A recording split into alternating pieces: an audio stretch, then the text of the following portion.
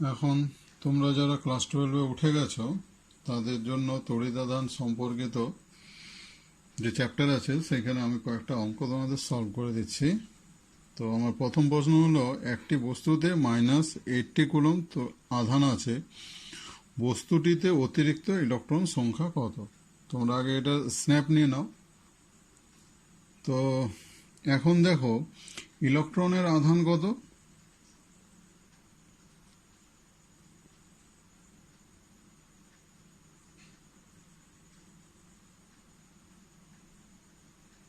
সমান 1.6 into 10⁻⁻19 coulomb.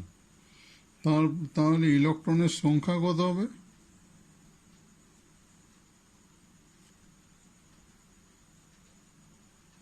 সংখ্যা আমরা জানি -80 কুলম যদি আধান পেতে হয় তাহলে কতগুলো ইলেকট্রন লাগবে না, -80 মাইক্রোকুলম মানে হলো 10⁻⁻6 coulomb divided by 1.6 into 10⁻⁻19 coulomb.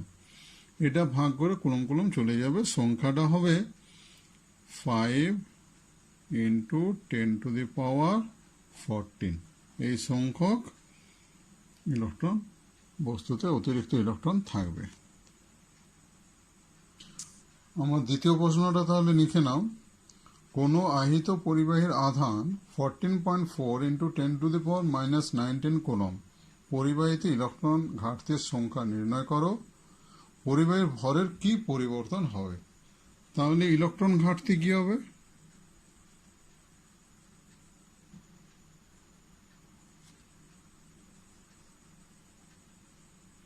Electron ঘাটতি সমান কত? 14.4 ইন্টু 10⁻⁻19 ডিভাইডেড বাই 1.6 ইন্টু 10⁻⁻19। কত না 9টি ইলেকট্রনের ঘাটতি হবে। আর 9টি ইলেকট্রনের জন্য ভরের কত পরিবর্তন হবে? ভরের পরিবর্তন সমান 9। একটা ইলেকট্রনের ভর কত? 9.1 ইন্টু 10⁻⁻31 কেজি।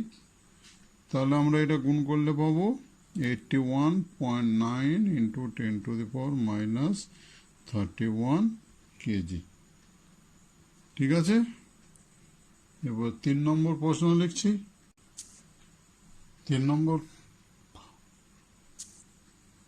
নম্বর প্রশ্নটা তাহলে লিখে নাও, একটি কাঁচদণ্ড থেকে 6.25 ইন্টু 10⁻12 সংখ্যক ইলেকট্রন সরানো হলো, কাঁচদণ্ডে ধনাত্মক আধানের পরিমাণ কত?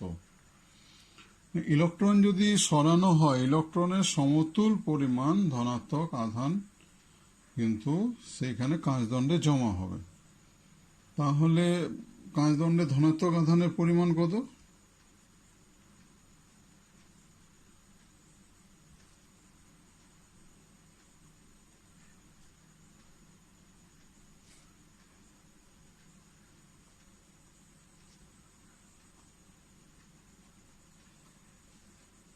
সমান 6.25 ইন্টু 10⁻12 সংখ্যক ইলেকট্রনকে সরানো হয়েছে, আর ইলেকট্রনের আধানের পরিমাণ হলো 1.6 ইন্টু 10⁻⁻19 কুলম। তাহলে এটা গুণ করলে হবে 10 ইন্টু 10⁻⁻7 কুলম সমান 1 মাইক্রোকুলম। 4 নম্বর প্রশ্নটা লিখে নাও, একটি পলিথিনের টুকরোকে পশম দিয়ে ঘষা হলো এবং দেখা গেল সেটি 3 ইন্টু 10⁻⁻7 কুলম ঋণাত্মক আধান লাভ করেছে। পশম থেকে কত সংখ্যক ইলেকট্রন টুকরোয় স্থানান্তরিত হয়েছে? পশম থেকে পলিথিনে কি ভর স্থানান্তরিত হয়েছে? যদি হয়ে থাকে তার পরিমাণ কত? এখন যদি ইলেকট্রন যদি স্থানান্তরিত হয় তাহলে ইলেকট্রনের তো সামান্য ভর আছে, সেই পরিমাণ ভরে স্থানান্তরিত হবে। তাহলে দ্বিতীয় প্রশ্নে এটা হবে হ্যাঁ, ভরের পরিমাণ বার করব। পশম থেকে এরপরে দেখো তাহলে স্থানান্তরিত ইলেকট্রনের সংখ্যা যে পরিমাণ আধান লাভ করেছে ডিভাইডেড বাই বা তাকে ভাগ করা হয়েছে একটা ইলেকট্রনের আধান দিয়ে, সেটা ইলেকট্রনের আধান 1.6 ধরেছি, সেই জন্য 1.875 ইন্টু 10⁻12 হয়েছে। আর ভরের তো স্থানান্তরণ হয়েছে, তার পরিমাণ কত হবে না এই পরিমাণ ইলেকট্রনের জন্য যতটা ভর একটা ইলেকট্রনের ভর দিয়ে সেটাকে গুণ করেছি, গুণ করাতে 17 × 10⁻19 কিলোগ্রাম এটা পাওয়া গেছে। এখন আমি তাহলে আধান বন্টনের যে প্রশ্নগুলো আছে সেগুলো করছি। আর তোমরা এখনও যারা আমার চ্যানেলটাকে সাবস্ক্রাইব করোনি তারা চ্যানেলটাকে সাবস্ক্রাইব করে নাও, তাহলে আরও নতুন নতুন চ্যাপ্টারের যে সকল প্রবলেমগুলো থাকবে যেগুলো আমি করাবো সেগুলো তোমরা লেটেস্ট আপডেট পেয়ে যাবে। তো আধান বন্টন নিয়ে আমার প্রথম প্রশ্ন হলো, একটি 30 সেন্টিমিটার ব্যাসার্ধের গোলককে কত তড়িতে আহিত করলে এর আধানের তলমাত্রিক ঘনত্ব 2/π stat coulomb per centimetre square হবে। তাহলে আমার আধানের তলমাত্রিক ঘনত্ব দেওয়া আছে আর গোলকের ব্যাসার্ধ দেওয়া আছে, তাহলে আমরা আধান সমান কত পাবো? তাহলে আধান সমান হলো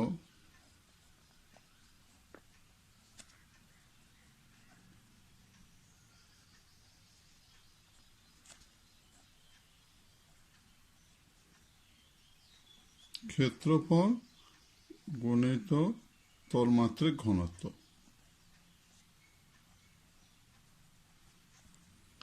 ক্ষেত্রফল কত? 30 সেন্টিমিটার ব্যাসার্ধের গোলকের ক্ষেত্রফল হবে 4π 30 স্কোয়ার ইন্টু 2/π। এটা ক্যালকুলেশন করলে আমি পেয়ে যাব 7200 স্ট্যাট কুলম্ব। আমার দ্বিতীয় প্রশ্নটা লিখে নাও, একটি বস্তুর তলের ক্ষেত্রফল 25 সেন্টিমিটার স্কোয়ার এবং আধানের তলমাত্রিক ঘনত্ব 5 stat coulomb per centimetre square, এর মোট আধান কত? মোট আধান তো আমি আগের অঙ্কটায় যেরকমভাবে বার করলাম সেরকমভাবেই বার করব। মোট আধান সমান কত? মোট আধান সমান ক্ষেত্রফল গুণিত আধানের তলমাত্রিক ঘনত্ব। তাহলে ক্ষেত্রফল দেওয়া আছে 25 সেন্টিমিটার স্কোয়ার, সিজিএস এককে দেওয়া আছে, তলমাত্রিক ঘনত্ব দেওয়া আছে 5 stat coulomb per centimetre square. তাহলে মোট আধান হবে 25 × 5 স্ট্যাট কুলম্ব সমান হলো 125 স্ট্যাট কুলম্ব। স্ন্যাপশট নিয়ে নাও এটা। আমার 3 নম্বর প্রশ্ন হলো, 4 সেন্টিমিটার ব্যাসার্ধের একটি গোলককে 182 ইএসইউ তড়িতাধান দিলে এর আধানের তলমাত্রিক ঘনত্ব কি হবে? না, তলমাত্রিক ঘনত্ব আমরা জানি আধান ভাজিত ক্ষেত্রফল। তাহলে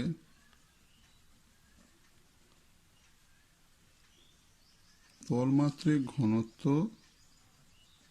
সমান হলো আধান ভাজিত ক্ষেত্রফল সমান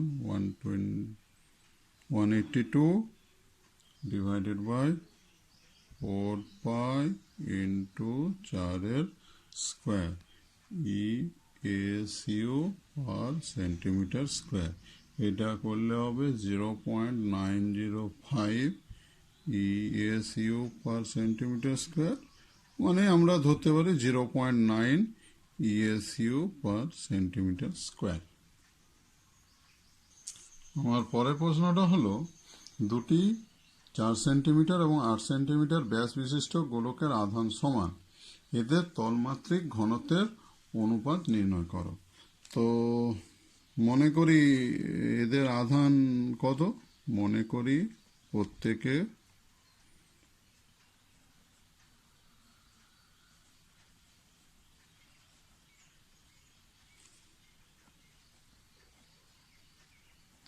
গোলকের আধান কিউ এবং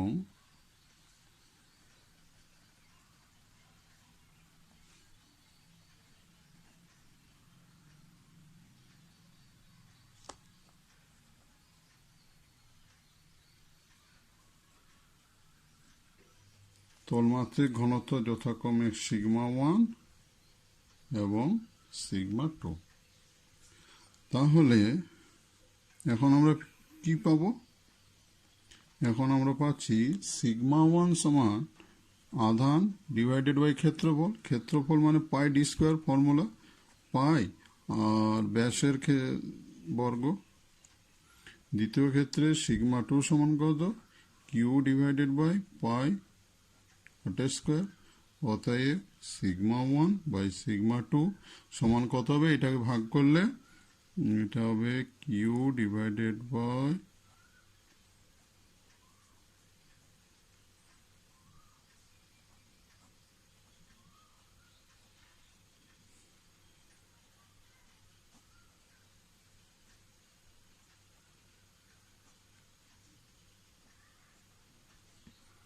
অতএব সিগমা 1 ইন্টু সিগমা 2 সমান 4:1। তোমরা একটা স্ন্যাপ তুলে নাও, ছবি তুলে নাও। আমার পরের প্রশ্ন হলো, একটি গোলকের ব্যাস 2 সেন্টিমিটার, গোলকটি ফাঁপা ও পরিবাহী, গোলকটিতে 6.16 স্ট্যাটকোলম আধান দেওয়া হলো, ওর বাইরের ও ভেতরের পৃষ্ঠে আধানের তলমাত্রিক ঘনত্ব কত? আমরা জানি গোলকটি যদি ফাঁপা হয়ে যায় তাহলে ফাঁপা পরিবাহীর ভেতরের দিকে কোনো আধান থাকে না, তাহলে ভেতরের দিকে কোনো আধান থাকবে না, ভেতরের দিকে আধানের তলমাত্রিক ঘনত্ব হয়ে যাবে 0। কিন্তু বাইরের দিকে কি হবে না, বাইরের দিকে আধানের তলমাত্রিক ঘনত্ব হবে আধানের পরিমাণ ডিভাইডেড বাই ক্ষেত্রফল। তাহলে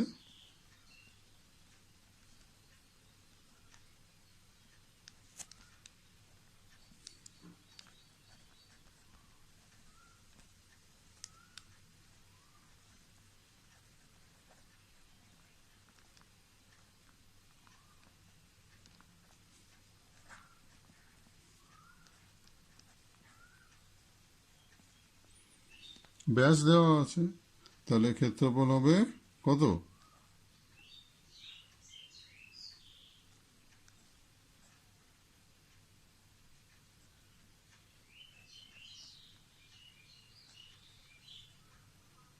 গোলকের ক্ষেত্রফল 4πr²। ব্যাস দেওয়া আছে, ব্যাসের অর্ধেক হলো আর, মানে ব্যাসার্ধ, তার স্কোয়ার। এটা 1 হয়ে যাবে। তাহলে এইখানে ক্যালকুলেশন করে তোমরা পেয়ে যাবে এটা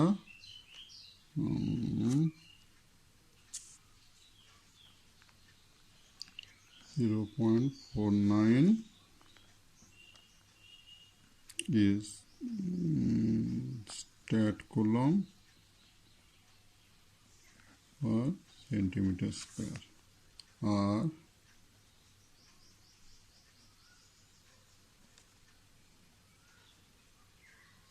ভেতরের পৃষ্ঠে যেহেতু কোনো আধান নেই, ফাঁপা পরিবাহীর ভেতরের পৃষ্ঠে কোনো আধান থাকে না, তাহলে ভিতরের পৃষ্ঠে আধানের তলমাত্রিক ঘনত্ব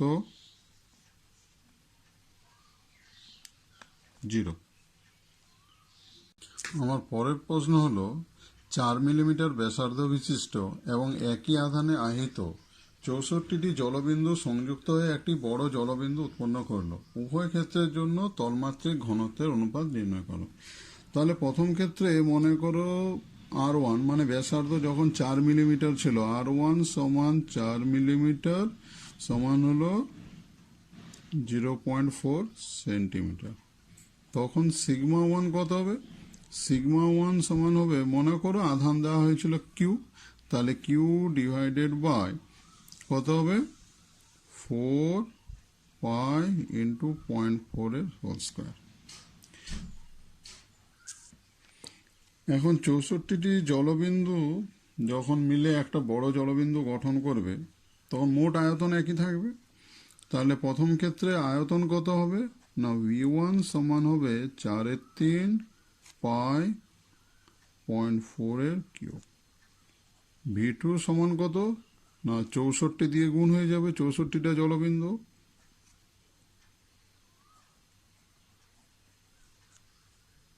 অতএব এইখানে যদি এরকম হয়ে যায়, এটা সমান আমরা লিখতে পারি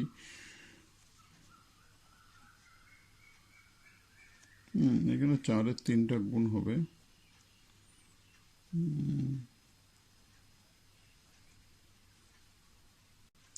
এই 64কে এইখানে আমি ঘনফলে এইখানে ঢুকিয়ে নিয়েছি, তার মানে এখানে 4 দিয়ে গুণ করে দিয়েছি, ভিতরে যাওয়া হয়েছে।